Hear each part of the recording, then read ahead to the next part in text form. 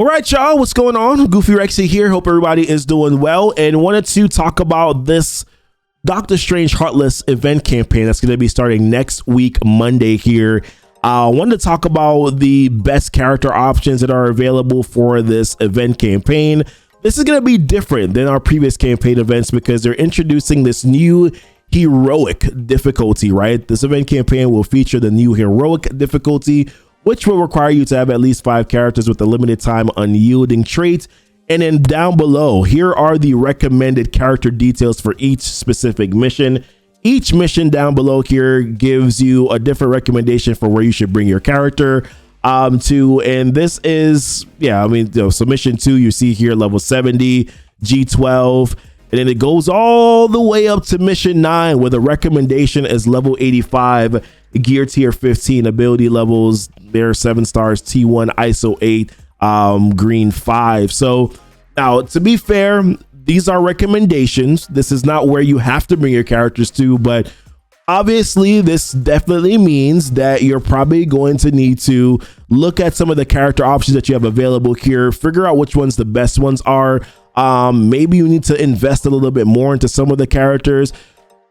I will say this to a certain extent, I do take the recommendations with a little bit of grain of salt, because there have been past times where they have made recommendations. We see this a lot even with the previous legendary events, right?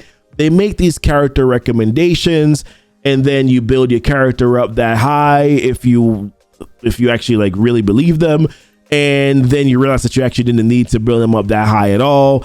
I kind of am feeling that this might be the same thing for this new heroic difficulty, but some of us probably won't want to take chances because of the rewards, where they are going to be rewarding some teal gear. We don't know exactly how much teal gear they're going to be rewarding, but we know that teal gear is going to be in there. So a lot of us don't want to play around, right? We want to build up this team. We want to be able to go through the event and be able to get the much needed rewards that we do need. Now, if you're a player that is probably not end game, this may be a little bit of a challenge for you. If you're more, I think if you're like kind of getting towards the end game point, probably just finishing up like DD3 and looking to do this event, there may be some challenges with probably doing some of these higher difficulties here. But I do want to say, for this new heroic difficulty, whatever node you get to or are able to complete, even if you're not able to get towards the very end, they did mention it here that it might be down here that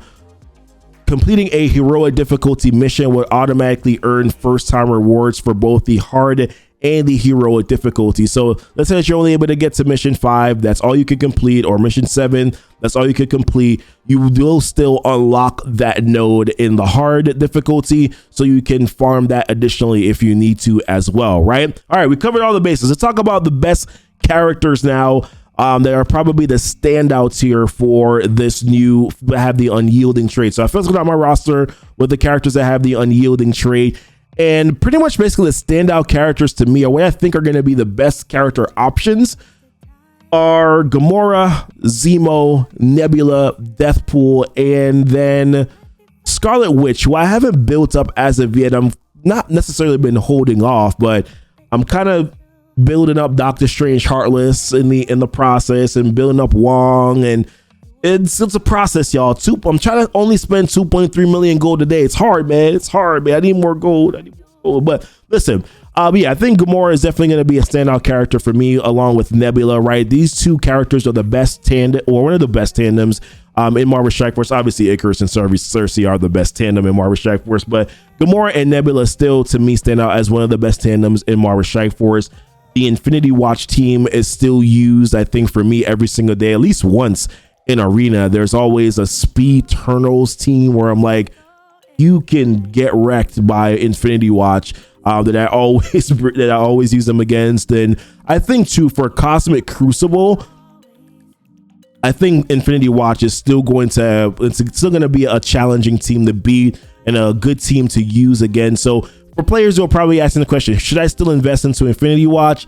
I definitely think the answer is yes. At least Gamora, Nebula, and probably Falavel, I think, are 3 characters that definitely still would warrant some investment. But invest into Adam Warlock and Moondragon. Moondragon is still usable. Use her in Doom raids right now as well too. And Adam Warlock, not so much individually, but I do see him in arena quite often. So yeah, Gamora and Nebula definitely are standout characters here that I will definitely invest into. Then you have Baron Zemo. I think this is obvious. This man has standed the test of time.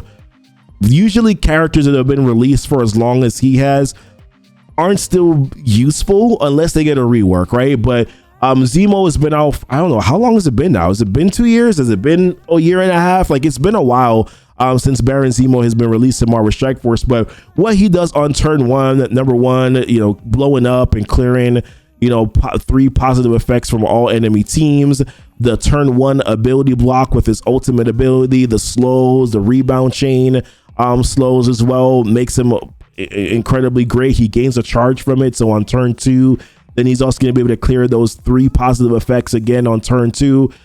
Just an amazing character. After those first 2 turns, though, doesn't really do much after that. But that can really be all you need to be able to win matchups, right? So Zemo for me stands out. Obviously, a lot of players are using him right now in Arena. I recommend him probably being one of the first characters that you do target, or if not the first character that you do target as a new player in that raid store. This because I think you're going to get a lot of early game viability from Zemo. There are other characters that are in the raid store that will be more long-term beneficial or more multifaceted beneficial. But I think for the early portion of the game, Zemo is definitely a recommended character for the raid store. But for this event, yes, Zemo, definitely a character. Those 3, Nebula, Baron Zemo, Gamora, definitely are must-haves. Deathpool, honestly, I just like her for the fact that when you start mowing down some characters here, she's doing additional attacks. That's it. That's really kind of the reason why I like her for it. You got to build her up for Doom raids anyways. Might as well bring her in. Definitely a standout character for me. Why have I not T4'd her ultimate? Don't judge me, y'all. I got a T4 her ultimate. I won't do it right now because I don't remember exactly where I am for gold spending this day today, but I know I got a T4 her ultimate. That's something that I got to write down and remember on my spreadsheet. Hey, T4 Deathpool's ultimate. Somebody write in the comments, T4 Deathpool's ultimate, Goofy. But yeah, Deathpool definitely for me, standout character that you got to bring in. If nothing else, just for the fact that when you start mowing down some characters here, getting the additional attacks on the weakest enemy, definitely going to be relevant. But she does a lot of damage herself. Granted, yes, you're not going to be getting the ability energy from her. There's no other Mystic characters. Also, she only does that in raids. Still going to be relevant in terms of just what she's able to do, and building her up is going to benefit you outside of just the campaign event. Anyways, Scarlet Witch, definitely a good character. Also, she's going to be a part of Darkhold, right? I mean, you're going to want to build her up anyways. I think that's the reason why I'm recommending her. But additionally, in the event campaign, I do believe that based on this wording, join Doctor Strange, Heartless, and Scarlet Witch as they seek out a dark mystical anomaly that threatens space and time. I feel like that means they usually give you the character that you're doing the event campaign for. They usually give you that character to play with in each individual node. So I am assuming again that you're going to be getting that. If that's the case, Doctor Strange is going to help her with some barrier. It's also going to give her some extra crit damage and also some crit chance, so that will boost her damage a little bit. But I also like Scarlet Witch a little bit for sustain. Her special can redistribute health, which essentially will help with the healing. Will also apply defense up to all allies and apply deflect to all allies. So that will help you with being able to negate some damage. I like her basic, which can also apply slows. So yeah, I think a lot of things there from her kit are really useful. Her passive, I guess, can do something on turn, 40% chance to spread a negative effect from an enemy with a negative effect to adjacent target.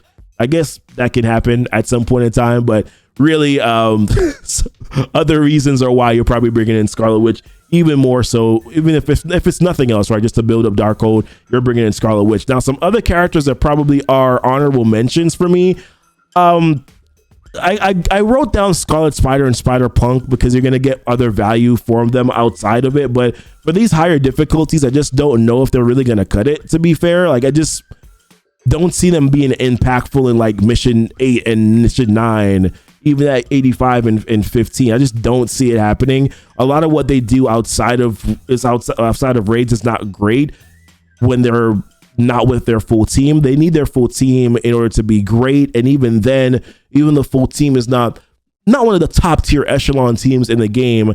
There's still some other teams that stand out ahead of them. So them together by themselves, as just a duo, not great. I would probably feel better if it was like Spider-Man or Miles and Ghost Spider, right? I would feel better if it was that tandem, because they actually have some decent synergy that works together.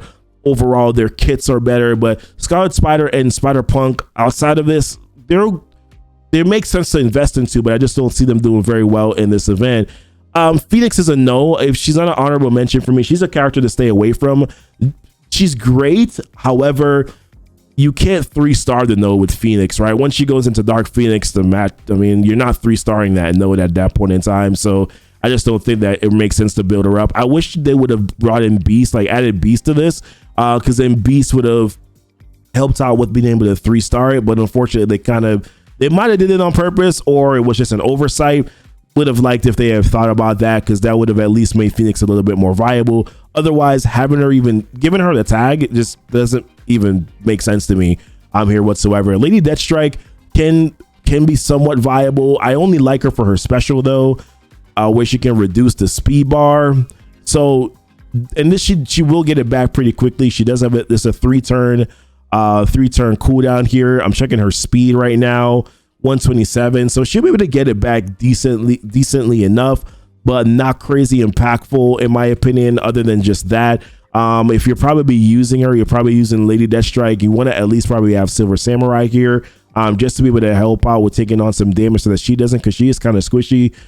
Kate Bishop does have some viability as well as an honorable mention. She can clear some positive effects off the enemy team. If she gains this charge here, she can also blind the character that has the highest damage, so that can be viable too. But overall, I think the standouts there, yeah, the honorable mentions for me, let's be more clear about that: Scarlet Spider, Spider-Punk, Lady Deathstrike, Kate Bishop, and that's pretty much basically it. And obviously, if you have Doctor Strange Heartless, then that will work out too. The other characters I'll probably stay away from are probably not the best options. And of course, the top tier ones here for me are Gam, Baron Zemo, Deathpool, Nebula, and also Scarlet Witch. So that's pretty much it for me, guys. I'm curious to know, like, what are you thinking here? What do you think about this newer road difficulty? Do you think it's too challenging? Do you like it? I'm gonna be honest, I kind of like it a little bit. I think it's okay. I'm looking forward to it. It's harder. It should be harder. It should be more fun. The other stuff, man, I literally just either hit auto or I try to go in with the characters that are not the most optimal to make it fun. That's literally what I do all the time, because they usually just fully auto for me, right? So I think this could be good. I think this could be, great moving forward, but always concerned. I also want to know what that teal gear is going to look like too. Like, how great is that going to be? So yeah, those are my thoughts here, guys, on this right now. Let me know what your thoughts are. Leave it in the comments, guys.